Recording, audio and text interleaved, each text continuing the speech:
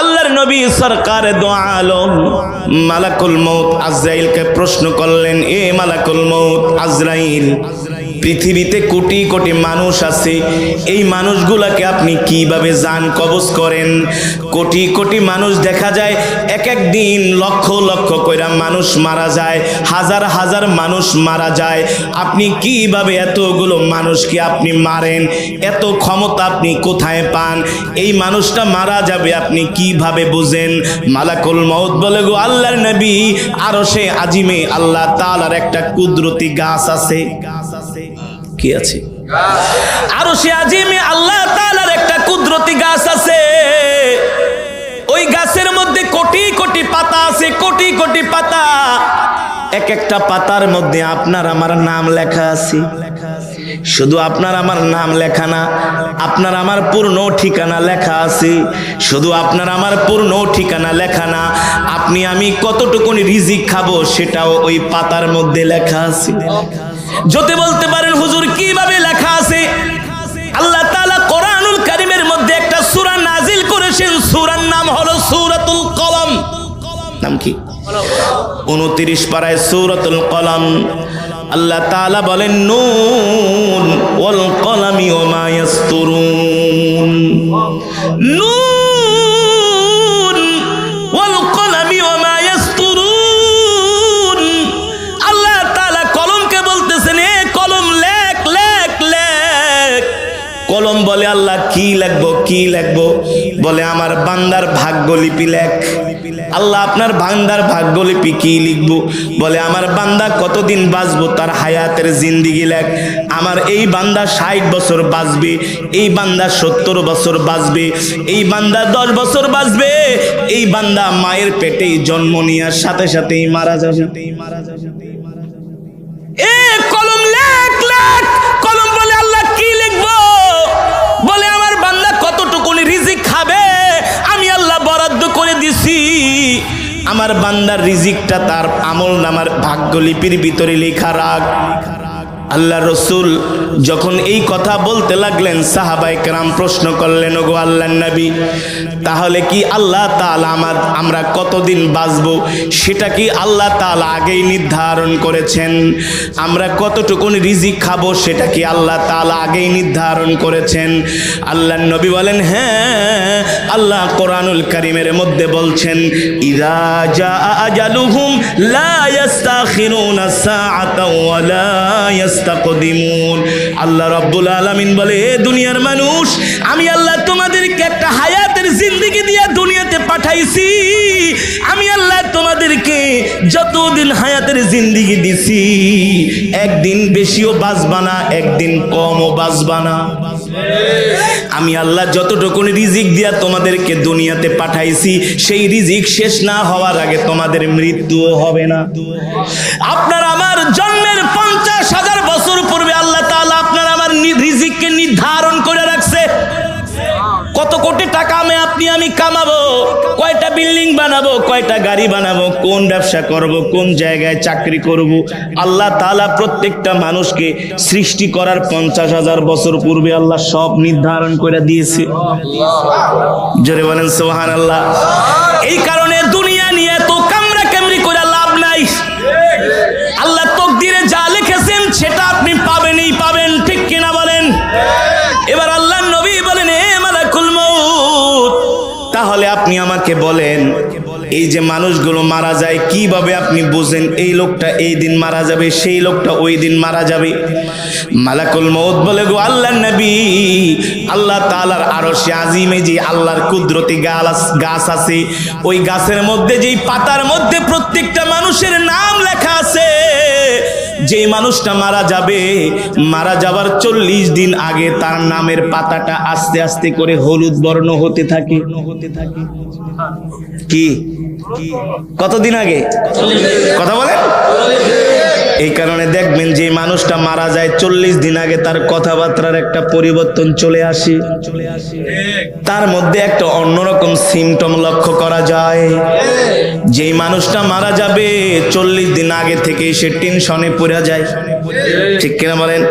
সাহাবায়ে কেরাম প্রশ্ন করলেন, ওগো আল্লাহর নবী, তাহলে কি আমরা বুঝতে পারবো না যে আমরা 40 দিন আগে মারা যাব? সাহাবায়ে কেরামদেরকে আল্লাহর নবী বললেন, যদি তোমরা নেককার হও তাহলে বুঝতে পারবা। আল্লাহু আকবার। এই কারণে দেখবেন যারা জান্নাতি বান্দা, নেককার বান্দা, যারা মুমিন, তারা ইন্তেকালের আগেই বুঝতে পারে, মৃত্যুর আগেই বুঝতে পারে।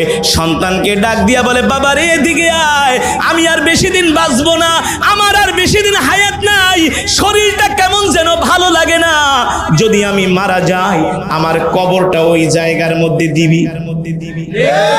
বাবারে অমুক ইমাম সাহেবকে দিয়ে আমার জানাজা দিবি। আর যদি সন্তান আলেম হয় ওসিয়াত করে, বাবা তুই আমার জানাজা পড়াবি। যদি সে জান্নাতি হয় তাহলে সে সব সময় মৃত্যুর জন্য তৈয়ার থাকে, ওযু করে রেডি থাকে, ঠিক কিনা বলেন? যখন 40 দিন হয় একজন মানুষ মারা যাবে, আস্তে আস্তে করে তার নামের পাতাটা হলুদ বর্ণ হয়ে যায়, আর সে আস্তে আস্তে করে অসুস্থতার দিকে যায়। আজকে এই রোগ, কালকে সেই রোগ, আস্তে আস্তে করে তার নামের পাতাটা যখন একেবারে হলুদ বর্ণ হতে থাকে, আল্লাহর নবী বলেন প্রত্যেক দিন আজরাইল আইসা তাকে বইলা যায়, এ সাবধান হইয়া যা, তোর বাকি আছে মাত্র 39 দিন। একদিন যায়, একদিন কমে, মালাকুল মউত আইসা বলে তোর বাকি আছে আর 38 দিন, 37 দিন, 36 দিন, 35 দিন। এভাবে যখন মালাকুল মউত বলতে থাকে, দেখবেন একটা মানুষ মৃত্যুর আগে আস্তে আস্তে করে একেবারে দুর্বল হতে থাকে, তার রিজিক কমে যায়, খাবার কমে যায়, ঘুম কমে যায়, তার মধ্যে একটা অস্বস্তি, অশান্তি ভাব বিরাজ করে। দেখেন যদি আপনাদের কোনো আত্মীয় স্বজন মারা যায় তাহলে একটু খেয়াল করে দেখেন। চিটাগং থেকে একজন ইউনিভার্সিটিতে পড়ে একজন আমার একটা ছেলে আমাকে ফোন দিয়া বলে, হুজুর আপনি যে মৃত্যু সম্বন্ধে আলোচনা করছেন, এই আলোচনাটা আমি মন দিয়া শুনছি হুজুর। বিশ্বাস করেন আমার বাবা মারা যাওয়ার আগে আপনি যেভাবে যেভাবে বলছেন একেবারে আমার বাবার সাথে হুবহু মিলে গেছে। আমার বাবাও 40 দিন আগে আস্তে আস্তে করে দুর্বল হতে শুরু করছে, অসুস্থ হতে শুরু করছে, খাওয়া দাওয়া বন্ধ করে দিয়েছে। আল্লাহর নবী মালাকুল মউত আজরাইলকে বলে, আজরাইল তারপরে আমার উম্মতের কি হয়? ওগো নবী, এইভাবে করে যখন তার মৃত্যুর বাকি থাকে মাত্র 3 দিন, কয় দিন? 3 ইয়াউম।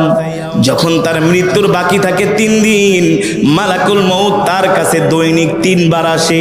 আয়েশা বলে, এ তোর বাকি আছে আর 3 দিন, 48 ঘন্টা, তুই এখনো তওবা করস নাই, আরে আর 48 ঘন্টা পরে তোর মৃত্যু হয়ে যাবে। যখন বাকি থাকে 2 দিন, মালাকুল মউত আয়েশা বলে, তাড়াতাড়ি করে তওবা কর, সাবধান হয়ে যা।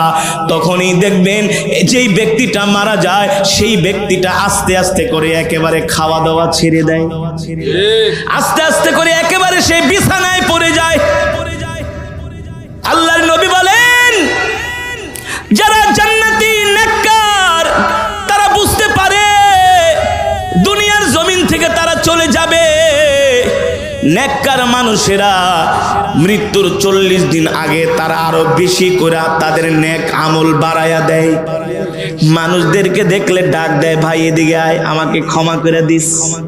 যদি কারো সাথে কোনো লেনদেন থাকে আগেই লেনদেন চুকিয়ে নেয়, আগেই পাওনা দাওনা চুকায় নেয়, ঠিক কিনা বলেন?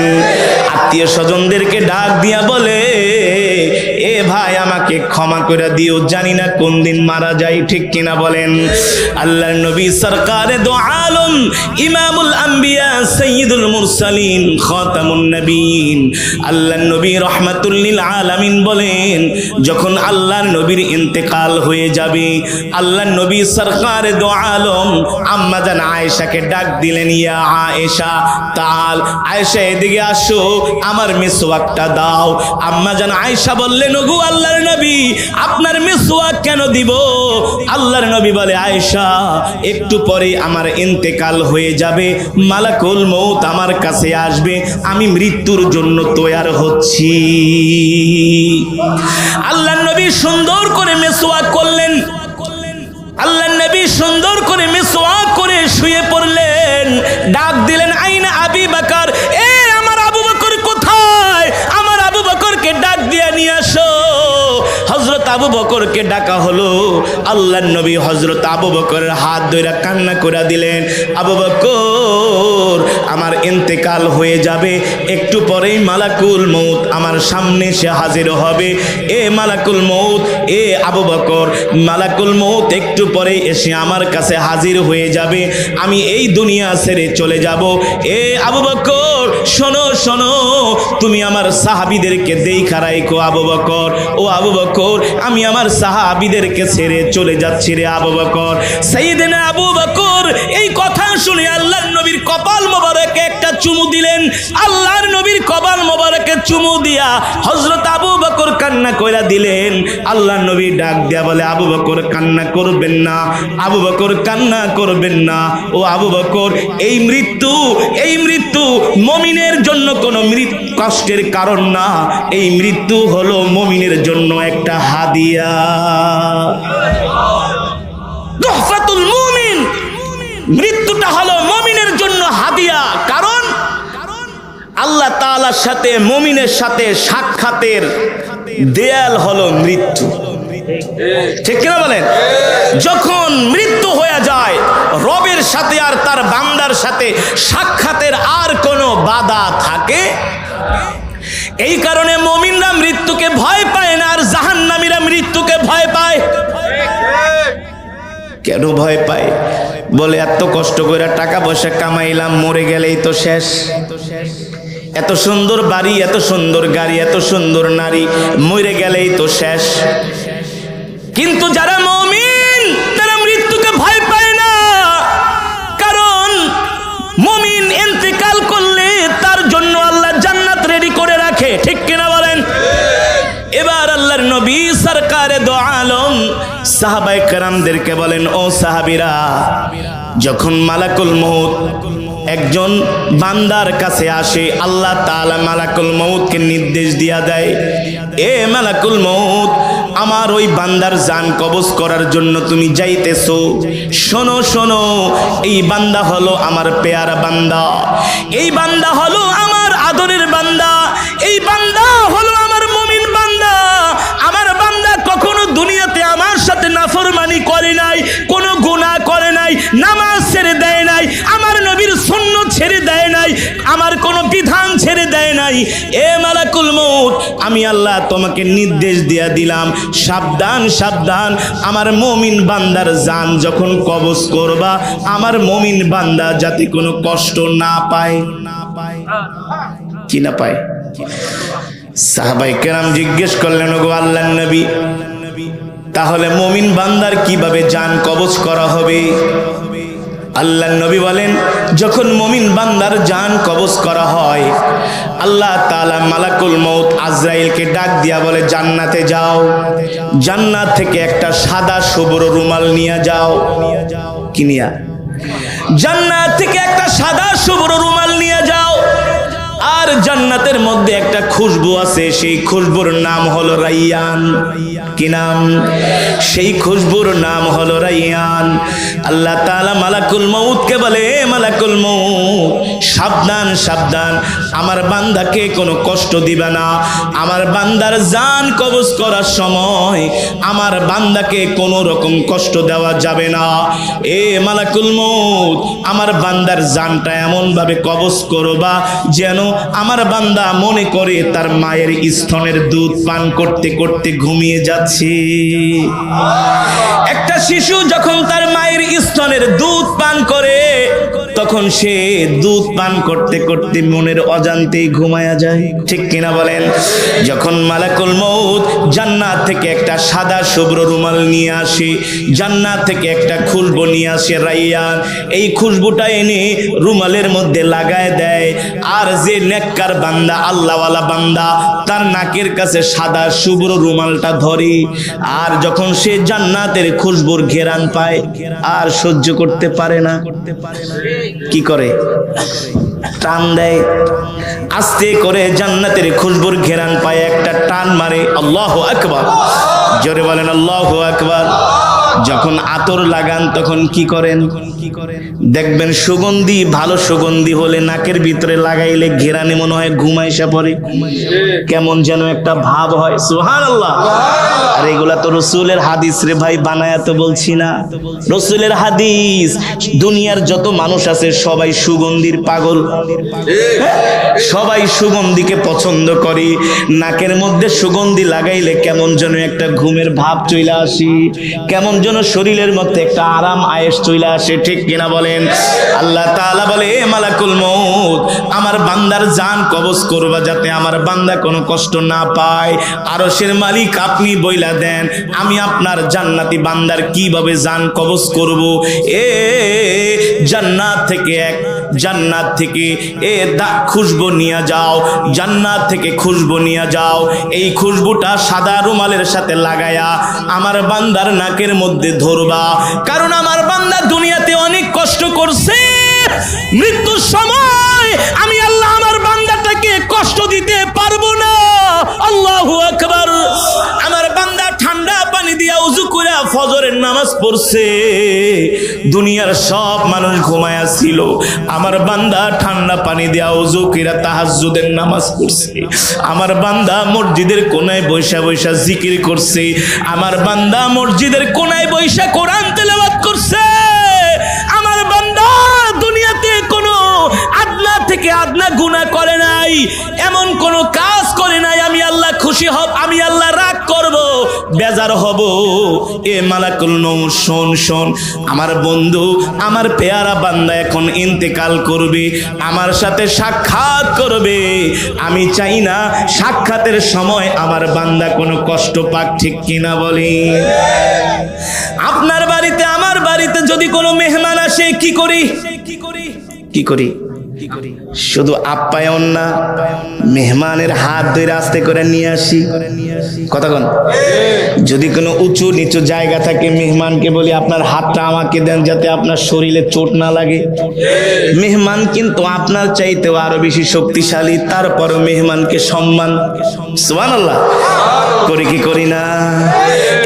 মেহমানের সাথে নরম ভাষায় কথা বলি, ঠিক কিনা বলেন? সালামু আলাইকুম, কেমন আছেন বিআই সাহেব?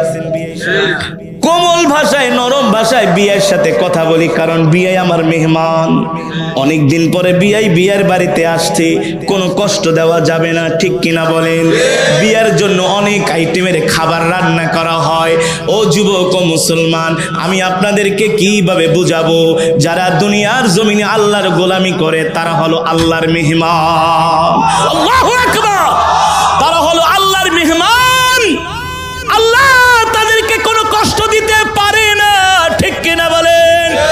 এই কারণে মালাকুল মউতকে বলে দেয়, সাবধান, আমার মেহমানকে ন্যূনতম কোনো কষ্ট দেওয়া, আমার মেহমানের রূহটা সম্মানের সাথে বের করে আমার কাছে নিয়ে আসবা। সুবহানাল্লাহ। আরো জোরে বলেন সুবহানাল্লাহ। এবার মালাকুল মউত জান্নাতি বান্দার কাছে আয়েশা বলে, ইয়া আইয়াতুহান নাফসুল মুতমাইন্না, ইয়া আইয়াতুহান নাফসুল মুতমাইন্না, ইরজিই ইলা রাব্বিকি রাদিয়াতাম মারদিয়া, ফাদখুলি ফি ইবাদি ওয়াদখুলি জান্নাতি। এ জান্নাতি আত্মা বের হয়ে আয়, এ আল্লাহর পেয়ারা বান্দার আত্মা বের হয়ে আয়, এ আল্লাহর পেয়ারা বান্দার আত্মা বের হয়ে আয়। আল্লাহ তোমার উপর খুশি, তুমিও আল্লাহর উপর খুশি। আল্লাহু আকবার। তোমার রব তোমার উপরে খুশি, আর তোমার রব তোমাকে জান্নাতের মধ্যে এমন নিয়ামত দিবে, নিয়ামত দেখা তুমিও হবে খুশি। সুবহানাল্লাহ। বের হইয়া আয়, বের হইয়া আয়। ইরজিই ইলা রাব্বিকা রাদিয়াতাম মারদিয়া। তুমি তোমার রবের সন্তুষ্টি অর্জন করছো, এবার তুমি তোমার রবের কাছে আসো, রবের কাছে আসো। এই কথা যখন মালাকুল মউত বইলা তার থুতনির কাছে, নাকের কাছে যখন জান্নাতের শুভ্র রুমালটা ধরে আস্তে কইরা জান্নাতের খুশবু ঘেরান পাওয়ার সাথে সাথে এক টান দিয়া ঘুমায় যায়, একটা মুস্কি হাসি দেয়। সুবহানাল্লাহ। এই কারণে দেখবেন জান্নাতি মানুষরা ইন্তেকালের সময় মুস্কি মুস্কি হাসে, কি হাসে না? তাদের কপাল ঘেমে যায়, তারা অস্থির হয় না। পাশে থাকলে বলে আমাকে কালেমার তালকিন দাও, আমার পাশে বসে সূরা ইয়াসিনের তেলাওয়াত করো। আকাশের দিকে আঙ্গুল তুলে বলে, এক আল্লাহর প্রতি আমি ঈমান আনছি, আল্লাহু আকবার। সেই রবের কাছে ফিরে যাচ্ছি। সন্তানদেরকে বলে, যদি সন্তানরা নেককার হয়, তোমরা কান্নাকাটি করো না। বলে কি বলে না? তোমরা কান্নাকাটি করো না, আমার পাশে বৈশা ইয়াসিন সূরার তেলাওয়াত করো, আমাকে কালিমার তালকিন দাও। আর শোনো শোনো, আমার ইন্তেকালের পরে দেরি করবা না, অল্প সময়ের মধ্যে আমাকে কবর দিয়া দিবা। ঠিক কিনা বলেন? এই কারণেই তো ফাকিহুল মুহাদ্দিসিন আব্দুল্লাহ ইবনুল মুবারক রাহমাতুল্লাহি আলাইহি ইন্তেকালের সময় মুস্কি মুস্কি হাসতেছে। তার সন্তান তাকে 3 দিন পরে স্বপ্ন দেখলেন। তার সন্তান ঘুমের মধ্যে বাবাকে প্রশ্ন করলেন, ও আমার বুজুর্গ পিতা, আমি দেখলাম ইন্তেকালের সময় আপনি মুস্কি মুস্কি হাসতেছেন, কারণটা কি? আব্দুল্লাহ ইবনুল মুবারক বলে, বাবারে, দুনিয়ার জমিনে আমি কোনোদিন আল্লাহর নাফরমানি করি নাই, আমি আল্লাহর কোনোদিন একটা হুকুম ছাইরা দেই নাই, আমি আল্লাহর আদনা থেকে আদনা কোনো একটা বিধান ছেড়ে দেই নাই, আমি আমার নবীর কোনো একটা সুন্নত আমি ছেড়ে দেই নাই। এই কারণে আল্লাহ তাআলা ইন্তেকালের সময় আমার চোখের সামনে জান্নাতটা তুলে ধরেছে। আল্লাহু আকবার। আমি দেখতেছি জান্নাতের এমন নাজ নিয়ামত, আমি দেখতেছি জান্নাতের বালাখানা, আমি দেখতেছি জান্নাতের মধ্যে দুধের নহর, আমি দেখতেছি জান্নাতের মধ্যে মধুর নহর। আমার সন্তান, শোনো শোনো, এই নিয়ামত দেখার পরে আমি হাসবো নাকি কাঁদবো? আল্লাহু আকবার। আব্দুল্লাহ ইবনুল মুবারক রাহমাতুল্লাহি আলাইহির সন্তান বলে, আব্বাজি, অবশ্যই অবশ্যই আপনি হাসবেন।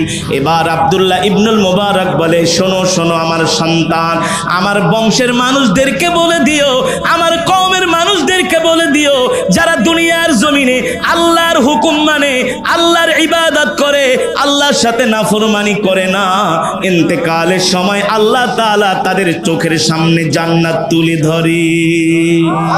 জোরে বলেন সুবহানাল্লাহ। যখন একজন মানুষ ইন্তেকাল করে তখন তার অবস্থা কি হয়? হাদিস শরীফের মধ্যে এসেছে, যখন একজন মানুষ ইন্তেকাল করে তখন সে বুঝতে পারে না যে সে মরে গেছে। সে স্বপ্নের মধ্যে থাকে। কিসের মধ্যে? স্বপ্নের মধ্যে থাকে। কোন কোন বর্ণনায় আসছে, দেখবেন কিছু মানুষ ঘুমের মধ্যে স্বপ্ন দেখে যে সে মারা যায়। দেখে না? ঘুমের মধ্যে স্বপ্ন দেখে যে সে মারা যায়, তাকে নিয়ে কবরস্থানের কাছে যাইতেছে, এমন ভাবে স্বপ্ন দেখতে থাকে, স্বপ্ন দেখতে থাকে। যখন তাকে গোসল করায় তখনও মনে করে স্বপ্ন, যখন তাকে খাটিয়ার মধ্যে উঠায় তখনও মনে করে স্বপ্ন, যখন তাকে জানাজার নামাজ পড়ায় তখনও মনে করে স্বপ্ন, যখন তাকে একেবারে খাটের মধ্যে কইরা কবরের কাছে নিয়ে যায়, যখন দুইজন মানুষ কবরের মধ্যে লাফ দিয়া পড়ে, আর তার লাশটা যখন দুই দিক থেকে গামছা দিয়া তার কবরের মধ্যে রাখা হয়, কবরের মধ্যে রেখে যখন তার কবরের উপরে বাঁশের চাটাই বিছিয়ে দেওয়া হয়, তারপরে কলা পাতা দেওয়া হয়, তারপরে যখন মানুষগুলো মাটি দেয় আর বলে, মিনহা খলাকনাকুম ওয়া ফিহা নুঈদুকুম ওয়া মিনহা নুখরিজুকুম তারাতান উখরা, তখন সে বুঝতে পারে মারা যায়। তখন সে বুঝতে পারে মারা যায়। তখন বলে, আমাকে তোমরা ছেড়ে যেও না, আমি এই অন্ধকার কবরে একা একা কিভাবে থাকবো? যদি সে জান্নাতি হয়, নেককার হয়, কোরআন প্রেমিক হয়, কোনো চিন্তা করে না। আর যদি নাফরমান হয়, জাহান্নামী হয়, চিৎকার করতে থাকে, চিৎকার করতে থাকে, এ আমার সন্তান, আমাকে একা রেখে যেও না। ও প্রিয়তমা স্ত্রী, তোমার সাথে 50 বছর সংসার করলাম, তুমি আমাকে একা একা কিভাবে কবরের মধ্যে রাইখা যাও? এভাবে রেখে যেও না, আমি এই অন্ধকার কবরে একা একা থাকতে পারবো না। যদি সেই আল্লাহওয়ালা হয়, কোরআন প্রেমিক হয়, কবরের মধ্যে শোয়ানোর সাথে সাথে আল্লাহর কোরআন তার কবরের মধ্যে এসে হাজির হয়ে যায়। ইযা উদিআল মাইয়িতু ফি কবরিহি জাআল কুরআনু ইনদা রাসিহি, আল্লাহর কোরআন ডাক দিয়া বলে, বন্ধু তুমি চিন্তা করবা না, টেনশন করবা না, তোমার কোনো ভয় নাই, তোমার কোনো চিন্তা নাই, আমি কোরআন তোমার সাথে আছি। জোরে বলেন সুবহানাল্লাহ। এবার আল্লাহর কোরআন তার মাথার কাছে বসে থাকি, অন্ধকার কবরটা আল্লাহর কোরআন আলোকিত করে দেয়। আল্লাহ, কারণ ওই কবরের মধ্যে নাই কোনো বাতি, নাই কোনো সাথী, আছে নাই কোনো বিছানা। আল্লাহ আল্লাহ, একটু চোখটারে বন্ধ করে একটু মনে মনে ভাবেন, এখন মরে গেলে আপনার আমার লাশটা ঘরের মাঝখানে শোয়ায়া রাখবি না, একটা সাদা কাপড় দিয়া শোয়ায়া রাখবি। আত্মীয় স্বজন আইসা মুখের কাপড়টা সরাবে, কান্না করবে, কিন্তু হাঁটারও ক্ষমতা নাই, ওঠারও ক্ষমতা নাই, চোখ খোলারও কোনো ক্ষমতা নাই। ঠিক কিনা বলেন? বেশির থেকে বেশি সকাল 9টা পর্যন্ত ঘরে রাখবি। সকাল 9টার পরে 4-5 জনে ধইরা উঠানের মধ্যে নামাবে। আল্লাহ, উঠানের মধ্যে নামায়া আপনাকে আমাকে গরম পানি দিয়া গোসল করায়া কাফনের কাপড় পরায়া জনমের বিদায় দিয়া দিবে।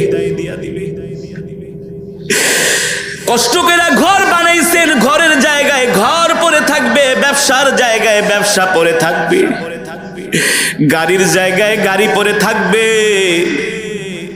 মোটরসাইকেলের চাবিটা জায়গার মধ্যে পড়ে থাকবে, মানি ব্যাগটা ডয়ের মধ্যে পড়ে থাকবে, ঘড়িটা টেবিলের উপরে পড়ে থাকবে। ওই কবরে কিছুই নিয়ে যেতে পারবো না। আসছিলাম খালি হাতে, যাব খালি হাতে। ঠিক কিনা বলে? তারপরেও আমরা কবরের কথা চিন্তা করি না। আমাদের কথাবার্তা দেখলে মনে হয় আমরা একেবারে আজীবন দুনিয়াতে বাঁচবো। সমাজে কিছু মানুষ আছে, নামাজ নাই, রোজা নাই, দিন নাই, তাদের কথাবার্তা শুনলে মনে হয় যে তারা জান্নাত একেবারে টাকা দিয়া কিনা ফেলাইছে। এমন মানুষ আছে কি আছে না? অথচ আল্লাহর কসম কইরা বলি, আল্লাহর কসম কইরা বলি, আমরা যে আমল করি, যে নামাজ পড়ি, আমরা যে কোরআন তেলাওয়াত করি, যে দান সদকা করি, যেভাবে রোজা পালন করি, হজ পালন করি, যাকাত দেই, আমাদের সব আমলের ভিতরেই ভেজাল। এই আমল দিয়ে আমরা জান্নাতের ধারে কাছেও যেতে পারবো না। পারবো? যদি আল্লাহ আমাদেরকে বিনা হিসাবে মাফ না করে দেয়, হিসাব নিকাশ ছাড়া যদি আল্লাহ আমাদেরকে জান্নাত না দেয়, তাহলে আমাদের জান্নাতে যাওয়া সম্ভব? অথচ আল্লাহর পয়গম্বরের সাহাবীরা কোনোদিন একটা গুনাহ করে নাই, তারপরেও তারা কবরের চিন্তায় পেরেশান থাকতো। ঠিক কিনা বলেন? মানুষ কিভাবে নাক টাইনা ঘুমায় নামাজ না পড়া? মানুষ কিভাবে দুনিয়ার পিছনে ঘুরে আল্লাহর হুকুম না মাইনা? কারণ এই পৃথিবীতে তো আমাদের আসল জায়গা না, স্থায়ী ঠিকানা না। এই পৃথিবীতে আমরা সবাই হলাম অস্থায়ী। ঠিক কিনা বলেন? এই যে মাহফিলে আসছি, মাহফিল থেকে বাড়ি পর্যন্ত যেতে পারবো কিনা সেটারও কোনো গ্যারান্টি নাই। আছে? জোরে বলেন আছে? অথচ আল্লাহর পয়গম্বরের স্ত্রী আমাদের আম্মাজান খাদিজাতুল কুবরা রাদিয়াল্লাহু তাআলা আনহা, তিনি ছিলেন মক্কার সবচেয়ে বড় সম্ভ্রান্ত পরিবারের সন্তান, সবচেয়ে বড় ব্যবসায়ী। আল্লাহর নবী যখন হেরা গুহায় গেছেন, আম্মাজান আয়েশা, আম্মাজান খাদিজা খাবার রান্না কইরা কইরা সেই মক্কা থেকে হেরা গুহা হলো প্রায় 5 কিলোমিটার, 3000 ফিট উঁচুতে। আম্মাজান খাদিজা প্রতিদিন রান্না কইরা খাবার নিয়া নিয়া আল্লাহর নবীকে হেরা গুহায় দিয়ে আসতেন। আম্মাজানের যত সম্পদ ছিল, আল্লাহর নবীর সাথে বিয়ে হওয়ার পর সব সম্পদগুলো আল্লাহর নবীর হাতে তুলে দিলেন। বর্তমানে সেই স্বর্ণের ওজন হলো প্রায় 50 মণ। সেই সব স্বর্ণগুলো আল্লাহর নবীর কাছে দিলেন। আল্লাহর নবী আল্লাহর রাস্তায় দান করে দিলেন।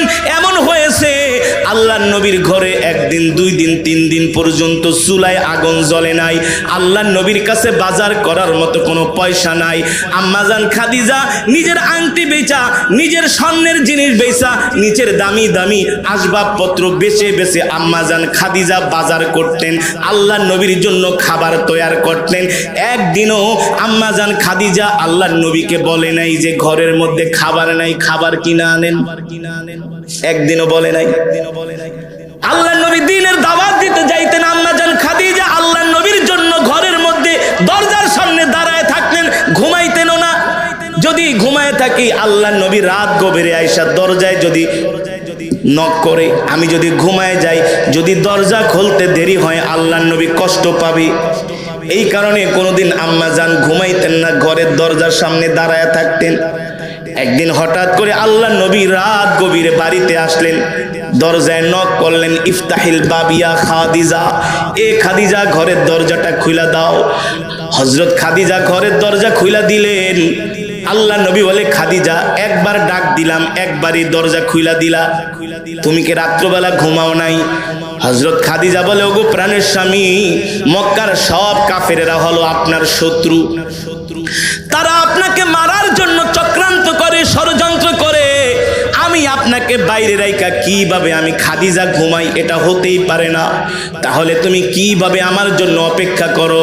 আম্মাজান খাদিজা বলে, প্রতিদিন আপনি ঘরে না আসা পর্যন্ত আমি এই ঘরের খুঁটির সাথে দাঁড়ায় দাঁড়ায় ট্যাক লাগায়া ঘুমাই, যাতে করে একবার নক করার সাথে সাথে আমি দরজাটা খুইলা দেই।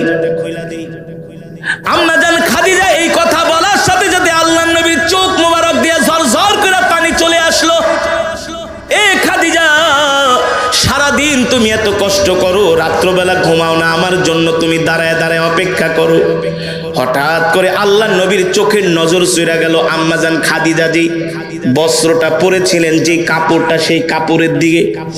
আল্লাহর নবী দেখেন আম্মাজান খাদিজার কাপড়ের মধ্যে এত তালি লাগানো, এত তালি লাগানো, কয়েকশো জায়গা দিয়ে তালি লাগানো। এখন ছিঁড়ে গেলেও ওই কাপড় আর তালি দেওয়ার মতো কোনো জায়গা নাই, সুই ঢুকানোর মতো কোনো জায়গা নাই, এমন ভাবে আম্মাজানের কাপড়টা ছিঁড়ে গেছে। আল্লাহর নবী দেখা কান্না করে দিলেন, খাদিজা তুমি আমার কাছে বিবাহ বসলা, বিবাহ বন্ধনে আবদ্ধ হলা, এতগুলো অর্থ আমার হাতে তুইলা দিলা, একদিনও জিজ্ঞেস করলাম আমি তোমার অর্থগুলো কি করলাম? আমি ঠিক মতো ঘরে বাজারও দিতে পারি না, তুমি কোনোদিন অভিযোগও করলা না। আজ দেখতেছি তোমার পিন্দনের কাপড়টা ছিঁড়ে গেছে, একবারও তুমি আমাকে কোনোদিন কাপড়ের কথা বললা না। আম্মাজান খাদিজা বলে, ও আল্লাহর নবী, আমি জানি আপনার পকেটে পয়সা নাই, যদি আমি আপনাকে কাপড়ের কথা বলি, আপনি যদি আমাকে এনে দিতে না পারেন, তাহলে আপনি আমার চেয়ে বেশি কষ্ট পাবেন। খাদিজা তো খাদিজা এমনি হয় নাই। আল্লাহর নবী আম্মাজানকে জড়াই ধরে বলে, খাদিজা তুমি দিনের জন্য এত কষ্ট করতেছো, আল্লাহ তোমাকে উত্তম সাজা দিবে।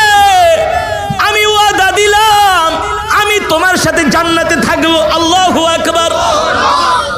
আম্মাজান খাদিজা বলো, গো আল্লাহর নবী, দুনিয়াতে যত কষ্ট করছি আমার কোনো দুঃখ নাই, আমার কোনো অভিযোগ নাই, কিন্তু আপনার কাছে আমি তিনটা জিনিস চাই, আপনি আমাকে দিবেন কিনা? যেই স্ত্রী স্বামীকে এত ভালোবাসে, ওই স্ত্রী যদি স্বামীর কাছে কিছু চায়, স্বামী যতই গরিব হোক না কেন, স্ত্রীর আবদার কখনো পূরণ না করে পারে না, ঠিক কিনা বলেন? আল্লাহর নবী বলে, খাদিজা বলো বলো তুমি আমার কাছে কি চাও? আম্মাজান খাদিজা বলো, গো আল্লাহর নবী, আমি এক নম্বরে চাই, যেই দিন আমি ইন্তেকাল করব, আপনি আমাকে বাজার থেকে কাফনের কাপড় কিনে দাফন দিবেন না, আপনার শরীর মোবারকের মধ্যে যেই জুব্বা আছে, এই জুব্বাটা দিয়া কাফনের কাপড় বানায়া আপনি আমাকে দাফন দিয়া দিবেন। আল্লাহ নবী বললেন, ঠিক আছে। দুই নম্বরে কি চাও? দুই নম্বরে আমি চাই, আমি ইন্তেকাল করলে আপনি আমার জন্য যেই কবরটা খনন করবেন, এই কবরের ভিতরে আপনি আগে নামবেন, নেমে কবরের চতুর্পাশে আপনি হাঁটবেন। আল্লাহ নবী বললেন, ঠিক আছে, আমি কবরের চতুর্পাশে হাঁটবো। তিন নম্বরে কি চাও? আম্মাজান খাদিজা বলে, ওগো আল্লাহর নবী, আপনি আমাকে যখন কবরের মধ্যে শোয়াইবেন, কবরের মধ্যে শোয়াইয়া দাফন দিয়ে আপনি সাথে সাথে চলে আসবেন না, কিছুক্ষণ সময় আপনি আমার কবরের পাশে দাঁড়ায় থাকবেন।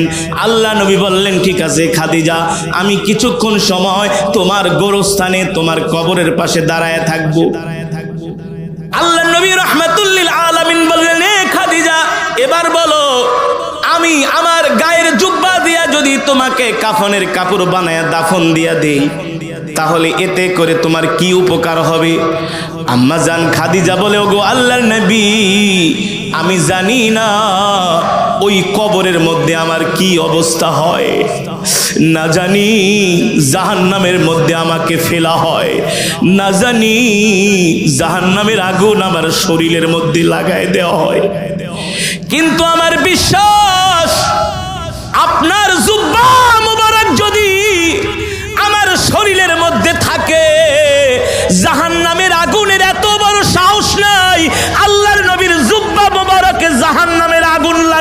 আল্লাহু আকবার। জাহান্নামের আগুনের এত বড় সাহস নাই, আল্লাহর নবীর জুব্বা মোবারককে জাহান্নামের আগুন স্পর্শ করবে। এই কারণে আপনি আপনার জুব্বা মোবারক দিয়ে আমাকে কাফনের কাপড় বানায় দাফন দিয়া দিবেন। অথচ আম্মাজান খাদিজা কেমন ছিলেন? আম্মাজান খাদিজার সব সম্পদ আল্লাহর রাস্তায় দান করে দিছেন। আম্মাজান খাদিজা ইন্তেকালের আগে আম্মাজান খাদিজার একটা মুহূর্ত যায় নাই আল্লাহ তাআলার হুকুম ছাড়া, ঠিক কিনা বলেন? এমনকি আম্মাজান খাদিজা রাদিয়াল্লাহু তাআলা আনহা আল্লাহর নবীর সহযোগী হইয়া তিনিও দ্বীনের দাওয়াত দিয়েছেন। আল্লাহু আকবার। সেই আম্মাজান কবরের ভয়ে এতটা ভীত সন্ত্রস্ত, সেই আম্মাজান কবরের ভয়ে এতটা ভীত সন্ত্রস্ত। আল্লাহর নবী বলে, খাদিজা এবার বলো আমি তোমার কবরের মধ্যে হাঁটলে তোমার কি উপকার হবে? আম্মাজান খাদিজা বলে, গো আল্লাহর নবী, আপনি আমার গোরস্থানে যায়া যদি আমার কবরের চতুর্পাশ দিয়ে হাঁটেন, যদি আমার আমল নামায় ধরা খায়া যায়, তাহলে তো কবরের মাটি এক দিক থেকে আর এক দিকে চলে যাবে, আর এক দিকের মাটি আর এক দিকে চলে যাবে, দুই দিকের মাটি একত্র হইয়া এমন জোরে চাপ দিবে আমার হাড্ডি গুড্ডিগুলো চূর্ণ বিচূর্ণ হয়ে যাবে। যদি আপনার বরকতি পা মোবারক কবরের চতুর্পাশে লাগে, তাহলে কবরের মাটির এত বড় সাহস নাই। আল্লাহর নবীর যেখানে বরকতি পা মোবারক লাগছে সেই জায়গার মাটি আর এক জায়গায় আসার সাহস পাবে না, ঠিক কিনা বলে? তাহলে বলো, 3 নম্বরে আমি তোমার কবরের পাশে দাঁড়ায় থাকলে কি হবে? তোমার গোরস্থানের পাশে দাঁড়ায় থাকলে কি হবে তোমাকে মাটি দেওয়ার পরে? আম্মাজান খাদিজা বলে, গো আল্লাহর নবী, যখন আমার সওয়াল করার জন্য মুনকার নাকির ফেরেশতারা আসবে, তখন আপনি আমার পক্ষ হইয়া আমার সওয়ালের উত্তরগুলো দিয়ে দিবেন। জোরে বলেন আল্লাহু আকবার।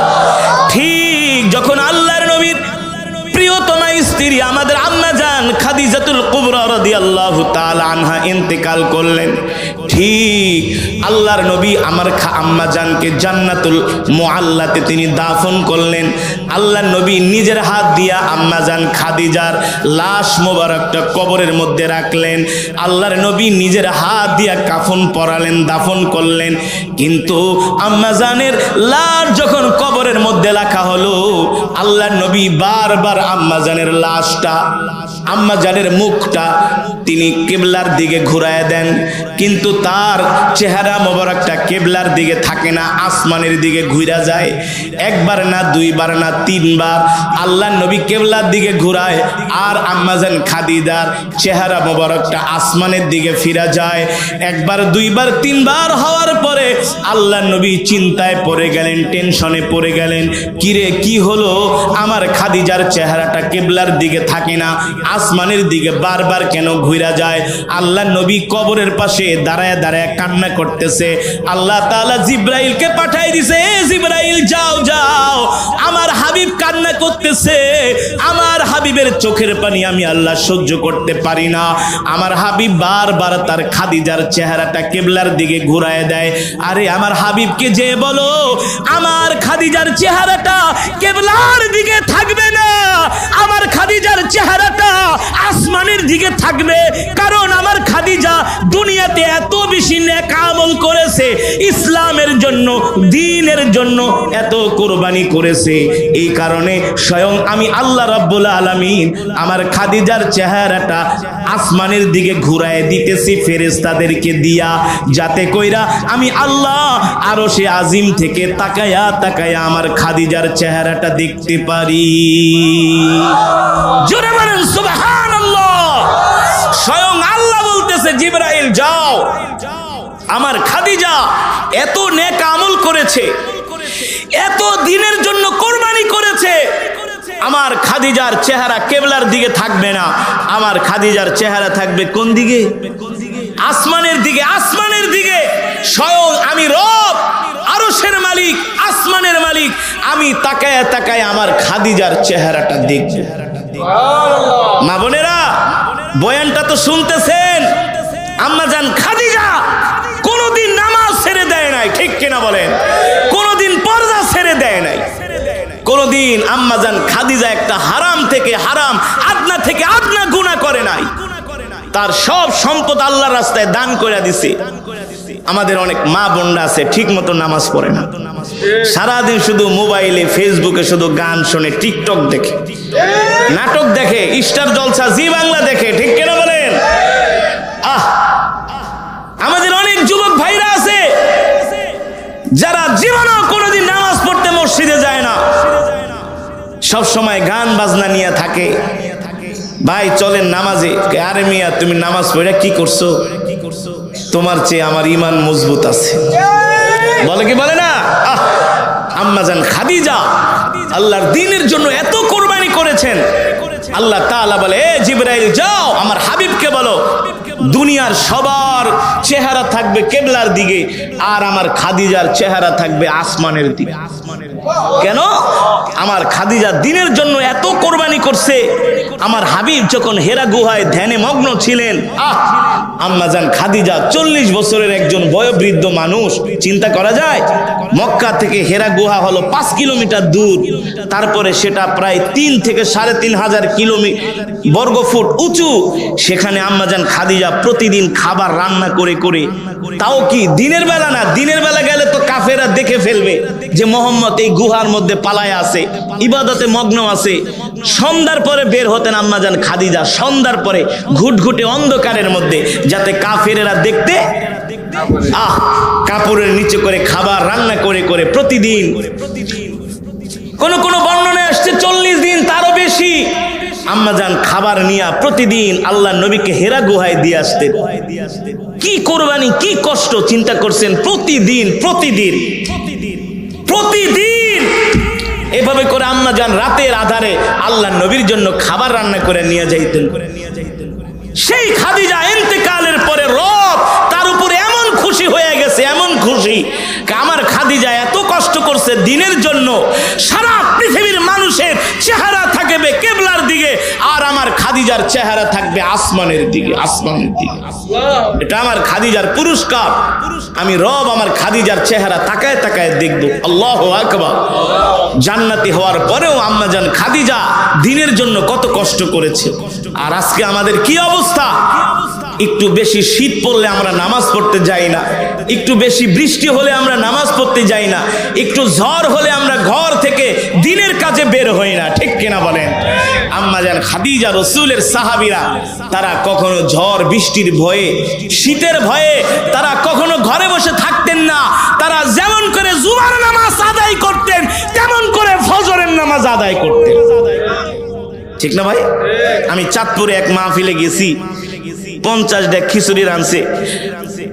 প্রশ্ন করলাম, ভাই আপনাদের এলাকার মানুষ তো খুব আল্লাহ এলাকা, হুজুর বোঝেন না 50 ডেক খিচুড়ি, 20,000-এর মতো মানুষ। আমি আপনাদের এলাকার মানুষ তো খুব ওয়াজ শুনে, হুজুর সারা রাত ওয়াজ করবেন, একজন উঠবো না।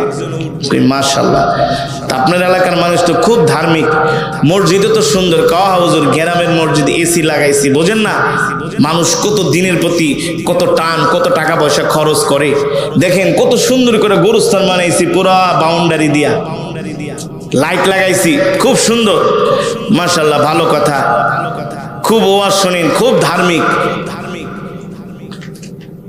তো ফজরের নামাজের কি অবস্থা? কয়জন মুসল্লি হয়? কোন নামাজ? কথা কয় না, কোন নামাজ? হ্যাঁ, মুনাফিক আর মুসলমানের মাঝে পার্থক্য বুঝতে পারবেন তখন।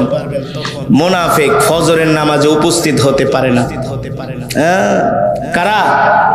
মুনাফিক। মুনাফিক এশারের নামাজে উপস্থিত হইতে পারে না, মুনাফিক আসরের নামাজে উপস্থিত হইতে পারে না। কারণ মুনাফিকরা ফজরের সময় নাক টেনে ঘুমায়, আসরের সময়, এশারের সময় তারা ব্যবসা বাণিজ্য, চাকরি বাকরি নিয়ে ব্যস্ত থাকে, হিসাব নিকাশ নিয়ে ব্যস্ত থাকে, তখন তারা নামাজ পড়তে আসেন। আল্লাহর নবী বলে, তোমরা মুনাফিক চিনবা কিভাবে? যারা দেখবা ফজরের নামাজ, আসরের নামাজ পড়ে না, ওরা হলো মুনাফিক। জুমার নামাজে জায়গা দেওয়া যায় না, ওযুখানায়ও মুসল্লি দাঁড়ায়, মাঠেও মুসল্লি দাঁড়ায়, আর ফজরের নামাজে 8 জন মুসল্লি হয় না। কথা কম, কথা বলেন। হ্যাঁ, 8 জন মুসল্লি হয় না। অথচ দেখেন ঘরের ভিতরে বৈশা ঠিকই ফেসবুক চালাইতেছে, টেলিভিশন দেখতেছি, চায়ের দোকানে বৈশা আড্ডা মারতেছি। রাসূলের সাহাবীরা প্রশ্ন করলেন, ওগো আল্লাহর নবী, আমরা কখন বুঝবো যে আল্লাহ আমাদের উপর সন্তুষ্ট? আল্লাহর নবী বলেন, তোমরা তখন বুঝবা তোমাদের উপর আল্লাহ সন্তুষ্ট যখন বেশি বেশি করে ইবাদত করতে মন চাইবে। যখন বেশি বেশি করে ইবাদত করতে মন চাইবে তখন বুঝবা আল্লাহ তাআলা তোমাদের প্রতি সন্তুষ্ট। আমার উম্মতকে বলে দিও যে আমার উম্মত তখন বুঝবে যে আল্লাহ তাদের উপর সন্তুষ্ট যখন তাদের বেশি বেশি করে ইবাদত করতে মন চাইবে। আর যখন ইবাদতের ভিতরে মজা পাবে না তখন বুঝবা যে আল্লাহ তোমাদের উপর অসন্তুষ্ট। মসজিদে গেছেন, যোহরের নামাজ পড়ছেন, মন চাইতেছে আরো 2 রাকাত নফল নামাজ পড়তে, তখন বুঝতে হবে রব আপনার প্রতি সন্তুষ্ট। ঠিক কিনা বলেন? মাগরিবের নামাজ পড়ছেন, মসজিদ থেকে বের হতে মন চায় না, মসজিদের কোনায় বসে একটু জিকির করতে মন চাইতেছে, আরো 2টা রাকাত নামাজ পড়তে মন চাচ্ছে। এমন হয় কি হয় না? হয় কি হয় না? কোরআন তেলাওয়াত করতেছেন, 1 পারা পড়ছেন, মন চায় আরো 5টা পৃষ্ঠা বাড়ায়া পড়ি, 5টা পৃষ্ঠা বাড়ায়া পড়ি, তখন বুঝবেন যে রব আপনার প্রতি সন্তুষ্ট। আল্লাহু আকবার। ফজরের সময় ঘুমাইছেন, রাত্রবেলা ফজরের আজানের আগেই হঠাৎ করে ঘুমের মধ্যে আপনার ঘুম ভেঙে গেছে, চোখ খুলে গেছে, ফজরের নামাজের কথা মনে হয়েছে, তখন বুঝবেন রব আপনার প্রতি সন্তুষ্ট। আল্লাহু আকবার। জোরে বলেন আল্লাহু আকবার। রব চায় আপনি আসেন, আল্লাহর কদমে সেজদা দেন।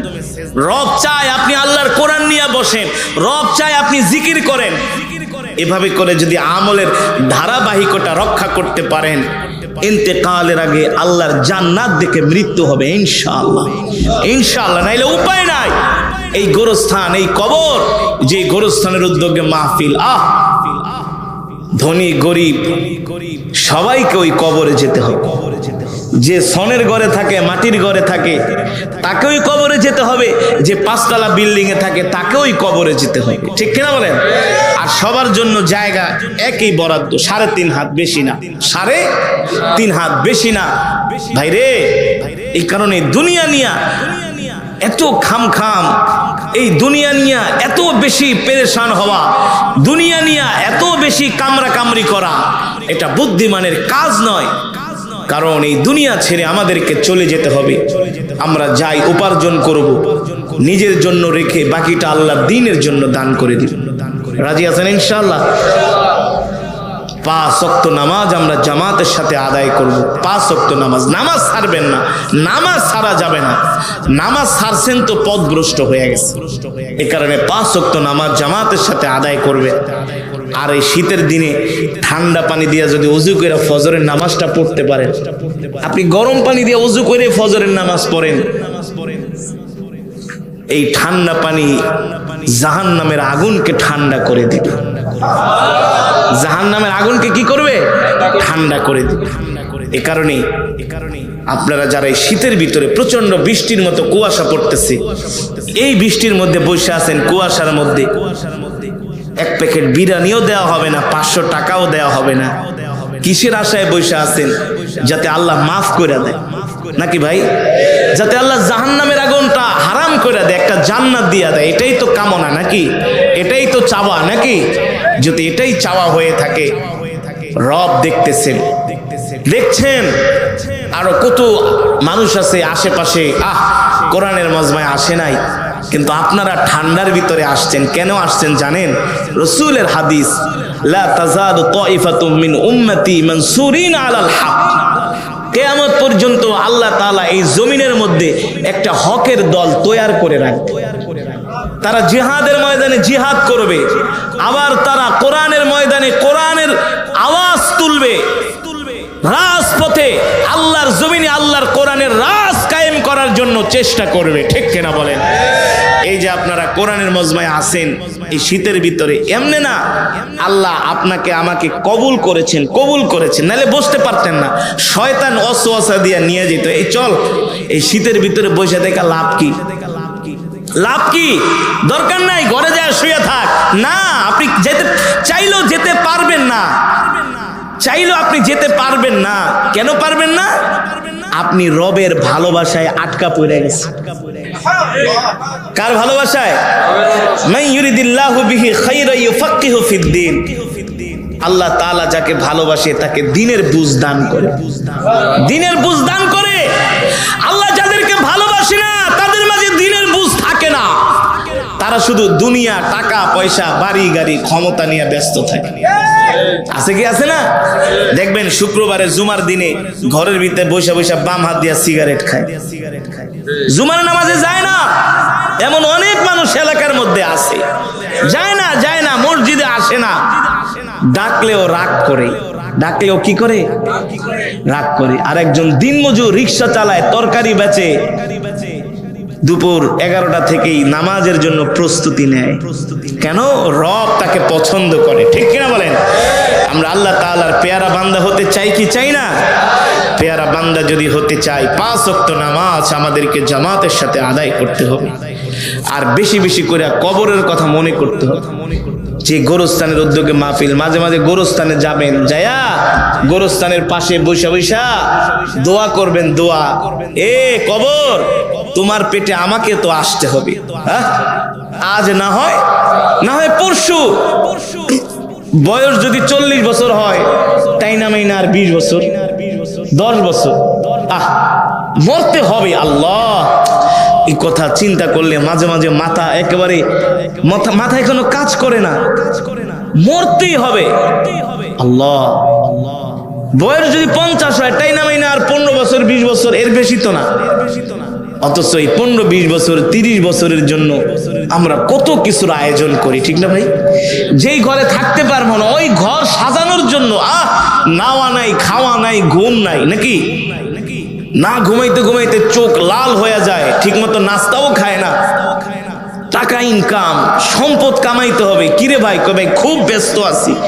ভাই আসেন একটু নামাজ পড়েন। কারে ভাই? সময় নাই, কাস্টমার বসে আছে, স্যার বসে আছে।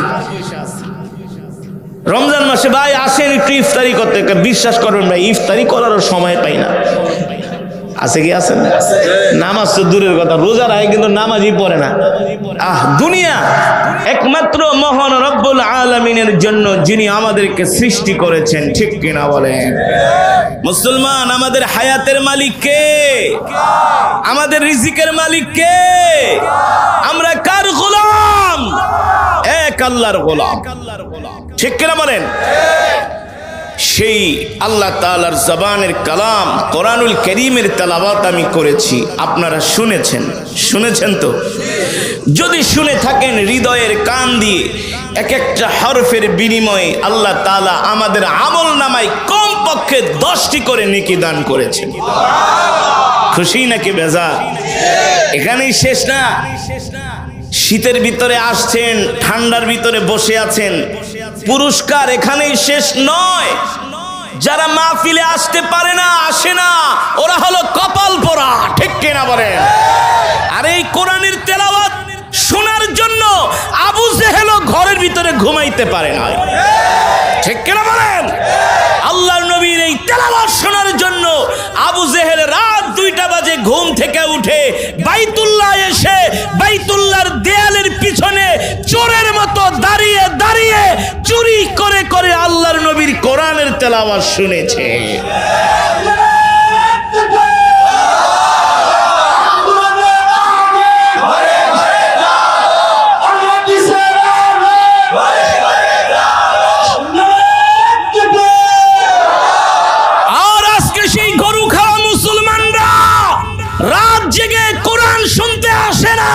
কিন্তু ফুটবল খেলা ঠিকই দেখে, ক্রিকেট খেলা ঠিকই দেখে, আইপিএল বিপিএল দেখার জন্য চায়ের দোকানে সব গাঞ্জটিরা ভিড় জমায়। আইপিএল বিপিএল আল্লাহ ছুড়াইব। আল্লাহর দেয়া রিজিক খেয়ে, আল্লাহর দেওয়া অক্সিজেন গ্রহণ করে তোমাকে মসজিদে পাওয়া যায় না, দিনের কাজে পাওয়া যায় না, তোমাকে পাওয়া যায় আইপিএল আর বিপিএল খেলার চায়ের দোকানে। আল্লাহ কি ছাড়বে? জোরে বলুন। আমি যে কোরআনের তেলাওয়াত করেছি, এই কোরআন কার? যুবক রে, মুসলমান, যৌবনের তাড়নায় শরীরে শক্তি আছে, তোমার এই শরীরের মালিক তুমি, তোমার এই হায়াতের মালিক তুমি, তোমার এই জিন্দেগির মালিক তুমি। না না, তুমি আমার বলতে কিছুই নাই, সব হলো আল্লাহর দান। কার দান? নিজেকে অনেক বড় জ্ঞানী মনে করো, বুদ্ধিমান মনে করো না। যে যার মাঝে দিন নাই, যার মাঝে কোরআন নাই, যার মাঝে আল্লাহ আল্লাহ রসুলের ভয় নাই, আসলে সে জ্ঞানী না, বুদ্ধিমান না, সে হলো সবচেয়ে বড় বোকা। ঠিক কিনা বলেন? মুসলমান যুবক, তুমি যে খেলোয়াড়দেরকে ভালোবাসো, নায়ক নায়িকাদেরকে ভালোবাসো, এই খেলোয়াড়রা, এই নায়ক নায়িকারা তোমাদেরকে জান্নাতে নিতে পারবে না, তোমাদেরকে কবরে পাহারা দিতে পারবে না। কবরে পাহারা কে দিবে জানেন? কে দিবে জানেন? একটু আগে আমি যে কোরআনের তেলাওয়াত করলাম, এই কোরআন আমাদেরকে কবরের মধ্যে পাহারা দিবে। ইযা উদিআল মাইয়িতু ফি কবরিহি জাআল কুরআনু ইনদা রাসিহি। ইযা উদিআল মাইয়িতু ফি কবরিহি জাআল কুরআনু ইনদা রাসিহি। আল্লাহর নবী বলেন, উম্মত, এ উম্মত, আল্লাহ আমার উপর যেই কোরআন নাজিল করেছে, এই কোরআনকে তোমরা ভালোবাসো, এই কোরআনকে তোমরা মোহাব্বত করো, কারণ তোমরা যখন ইন্তেকাল করবা, তোমাদেরকে যখন গোরস্থানের দিকে নিয়ে যাবে, কোন দিকে? জোরে বলেন। আমরা মরবো কি মরবো না? কেউ বাঁচতে পারবো?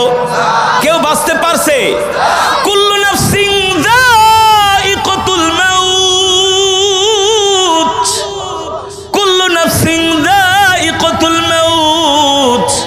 আল্লাহ রাব্বুল আলামিন বলেন, এ দুনিয়ার মানুষ, তোমাদের প্রত্যেকেই মরতে হবে, তোমাদের প্রত্যেকেই গোরস্থানে যেতে হবে, তোমাদের প্রত্যেকেই 3.5 হাত কবরের মধ্যে শুইতে হবে। আর ওই কবরে টাকা পয়সা বাড়ি গাড়ি কিছুই নিয়ে যেতে পারবে না। ঠিক কিনা বলেন? তুমি যদি 1000 কোটি টাকার মালিক হও, লক্ষ কোটি টাকার মালিক হও, তোমাকে 3.5 হাতের বেশি জায়গা দেওয়া হবে না?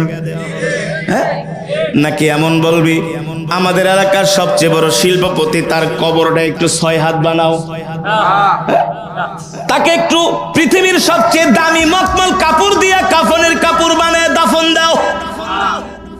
না না না না, তুমি 1000 কোটি টাকার মালিক হতে পারো, তোমার কবর হবে 3.5 হাত।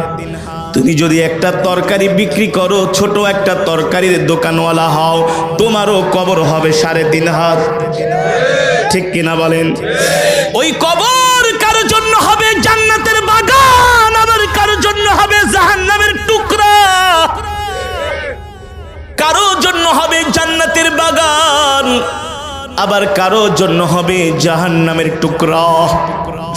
আল্লাহর নবী সরকারে দো আলম, ইমামুল আম্বিয়া, সাইয়্যিদুল মুরসালিন, খাতামুন নবীন, সব সময় আল্লাহর নবী পেরেশান থাকতেন, চিন্তিত থাকতেন।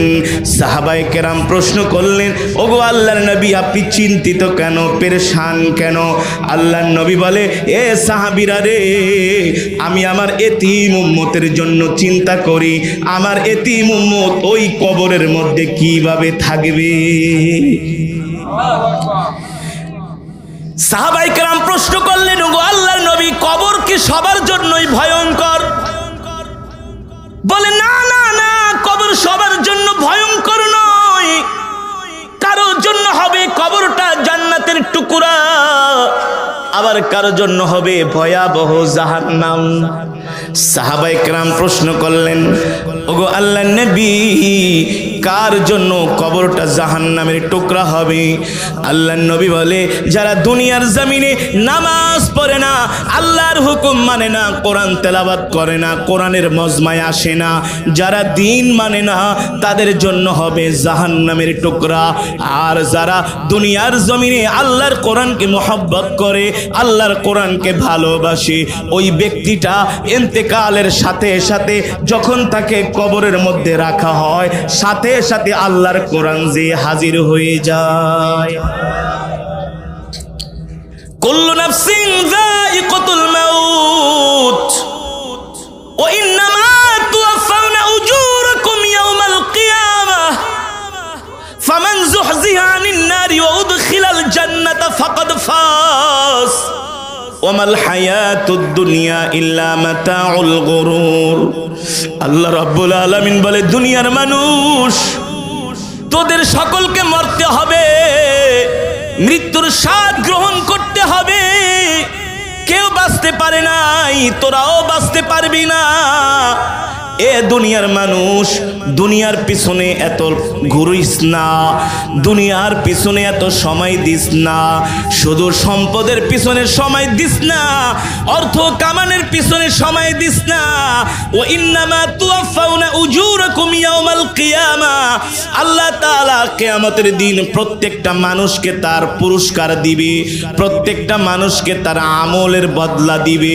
আল্লাহ রাব্বুল আলামিন বলেন, সেই দিন তারাই সফল হবে, সেই দিন তারাই কামিয়াব হবে যাদের নেকের পাল্লা ভারী হবে। ঠিক কিনা বলেন? যাদের নেকের পাল্লা ভারী হবে তারাই সেই দিন সফল হবে, তারাই সেই দিন কামিয়াব হবে। যাদের নেকের পাল্লা হালকা হয়ে যাবে সেই দিন তারা ধরা খেয়ে যাবে।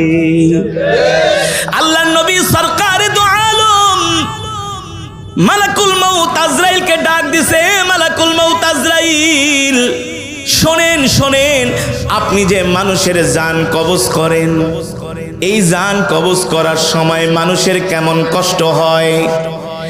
মালাকুল মউত বলে, ওগো আল্লাহর নবী, আমি আপনাকে ছোট্ট একটা ধারণা দিই। আমি যখন মানুষের জান কবজ করি তখন যারা নাফরমান হয়, যারা জাহান্নামী হয়, যারা আল্লাহর সাথে নাফরমানি করে, তাদেরকে আমি সবচেয়ে যেটা ছোট কষ্ট দিই সেটা হলো একটা জ্যান্ত বকরিকে জবাই না করে ওই বকরি থেকে যদি চামড়া টেনে টেনে খোসানো হয়, ওই বকরিটা যতটুকুন কষ্ট পায় তার চাইতে আরো কোটি কোটি গুণ একটা মানুষ মৃত্যুর সময় কষ্ট পায়। আল্লাহর নবী বলে, মৃত্যুর যন্ত্রণার চাইতে এত ভয়ঙ্কর যন্ত্রণা পৃথিবীতে আর হতে পারে না। ঠিক কিনা বলেন? কিন্তু আজকে আমরা মানুষ দুনিয়াতে মৃত্যুকে ভুলাই গেছি, অথচ যেটা সবচেয়ে বেশি আমাদের স্মরণ করার কথা ছিল সেটাকে আমরা স্মরণ করি না। আপনি একটা গাড়ি কিনতে যাবেন, গাড়ির কোম্পানি আপনাকে বলে দিবে আমার গাড়ির মেয়াদ 30 বছর। একটা বিল্ডিং বানাবেন, ইঞ্জিনিয়ার বলে দিবে আমার বিল্ডিং এর মেয়াদ 100 বছর। আপনি একটা ফার্নিচার বানাবেন, কাঠ মিস্ত্রি বলে দিবে আমার ফার্নিচারের মেয়াদ হলো 10 বছর। কথা বলে, আপনি ছোট্ট একটা জিনিস কিনবেন, সেটারও একটা মেয়াদ দিয়া দেয়। কিন্তু আপনি আমি মানুষ এত শক্তিশালী, আপনার আমার হায়াতের জিন্দেগির কোনো মেয়াদ নাই। আছে, যে কোনো সময় আমাদের মৃত্যু চলে আসতে পারে। কথা বলেন ঠিক কিনা? যে কোনো সময় মালাকুল মউত আমাদেরকে পাকড়াও করতে পারে, অথচ আমরা মালাকুল মউতকে ভুলে গেছি, মৃত্যুকে ভুলে গেছি। বিশাল স্বর্ণকমল বাড়ি বানাইতেছে, হুজুর টাইলস কিনে আনছি স্পেন থেকে, জার্মান থেকে, সব ফিটিংস লন্ডন থেকে। বাথরুমের পিছেই খরচ 10 লাখ, 6 লাখ। কি সুন্দর করে ড্রয়িং রুম, বেডরুম সাজাইছি। যেই বাড়ি আপনি এত সুন্দর করে সাজাইলেন, ওই বাড়িতে থাকার 1 মিনিটেরও কোনো ভরসা নাই, 1 মিনিটেরও কোনো গ্যারান্টি। কিন্তু কবরে যে থাকতে হবে এটা তো নিশ্চিত। এটা কি? এটা নিশ্চিত, নিশ্চিত কবরে থাকতেই হবে। তো কবরে কিভাবে থাকবো? বিছনা ছাড়া কিভাবে থাকবো? বাতি ছাড়া। একবার কি চিন্তা করছি? কেউ যাবে না, কেউ যাবে না। তাহলে কবরে কিভাবে আরামে থাকবো? ইদা উদি আল মাইয়িতু ফি কবরিহি, আল্লাহর কোরআনকে যদি আমরা সঙ্গী বানাইতে পারি, আল্লাহর কোরআনকে যদি ভালোবাসতে পারি, 5টা ওয়াক্ত নামাজ যদি জামাতের সাথে আদায় করতে পারি, তাহলে কবরটা আমাদের জান্নাতের টুকরা হয়ে যাবে। ঠিক কিনা বলে? এই কারণে নিজেও 5 ওয়াক্ত সালাত আদায় করবেন, অন্য ভাইদেরকেও সালাত আদায় করার জন্য উৎসাহিত করবেন। সব সময় দিনে কমপক্ষে কমপক্ষে 10 থেকে 20-30 বার শুধু মরণের কথা স্মরণ করবেন, তাহলে দেখবেন কোনো গুনাহ করতে মন চাইবে না। বেশি বেশি মৃত্যুর কথা স্মরণ করবেন, বেশি বেশি মৃত্যুর কথা স্মরণ করলে গুনাহ করার প্রবণতা আস্তে আস্তে করে দূর হয়ে যাবে, আপনি মুমিন হয়ে যাবেন। আল্লাহ তাআলা আমাদের সকলকে মুমিন হিসাবে কবুল করুন, বলি আমিন। ওই কবরটা আল্লাহ তাআলা আমাদের জন্য জান্নাতের বাগান বানায় দিন, বলি আমিন। আল্লাহ তাআলা আম্মা জান খাদিজা রাদিয়াল্লাহু তাআলা আনহাকে আল্লাহ তাআলা যেভাবে কবরে ভালোবেসেছেন, তার কবরকে নূরে নূরান্বিত করেছেন। আল্লাহ তাআলা আমাদের কবরকে এভাবে নূরে নূরান্বিত আলোকিত করে দিন, বলি আমিন। এই আশায় প্রত্যাশা ব্যক্ত করে আমি আমার আলোচনা এখানেই শেষ করলাম। ফজরের নামাজটা কিন্তু আদায় করি, ফজরের নামাজ ছেড়ে দিয়েন না। 50 বছর ওয়াজ শোনা আর একটা ফজরের নামাজ পড়া, এক ওয়াক্ত, তার চাইতেও আরো উত্তম ফজরের নামাজ পড়বেন। দুরূদ শরীফ পড়ি, আল্লাহুম্মা সাল্লি আলা মুহাম্মাদ ওয়া আলা আলি মুহাম্মাদ কামা সাল্লাইতা আলা ইব্রাহিম ওয়া আলা আলি ইব্রাহিম ইন্নাকা হামিদুম মাজিদ। আল্লাহুম্মা বারিক